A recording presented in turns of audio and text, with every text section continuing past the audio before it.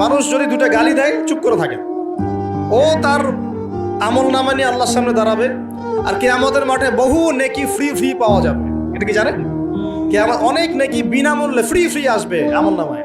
কেন আসবে বলি হাদিসটা। নবী সাল্লাল্লাহু আলাইহি ওয়াসাল্লাম বলেছেন, তোমরা কি জানো সবচেয়ে বড় মিসকিনকে? দরিদ্র মানুষকে, মিসকিনকে। সাহাবীরা বলছেন, আমরা তো মনে করি যার সম্পদ কম সেই মিসকিন। নবীজি বলছেন, না, প্রকৃত মিসকিন সে ব্যক্তি নয়। প্রকৃত মিসকিন সে ব্যক্তি যে কিয়ামতের মাঠে উঠবে উহুদ পাহাড়ের সমান নেকি নিয়ে উঠবে। উহুদ পাহাড় দেখেছেন তো? বিশাল পাহাড়। উহুদ পাহাড়ের সমান নেকি নিয়ে উঠবে। নামাজের নেকি, যাকাতের নেকি, হজের নেকি, ওমরার নেকি, বিভিন্ন নেকি। কিন্তু দেখবে সামনে বহু মানুষ দাঁড়িয়ে আছে। কেন দাঁড়িয়ে আছে? কারো কাছ থেকে টাকা নিয়েছে, টাকা শোধ করে নাই, কাউকে গালি দিয়েছে, কাউকে অন্যায়ভাবে অপবাদ দিয়েছে, কাউকে আঘাত করেছে, কারো উপর জুলুম করেছে ইত্যাদি। বিভিন্ন রকম মানুষের সাথে জড়িত পাপ ছিল, ঠিক আছে? কারো গীবত করেছে, কাউকে তহমত দিয়েছে ইত্যাদি।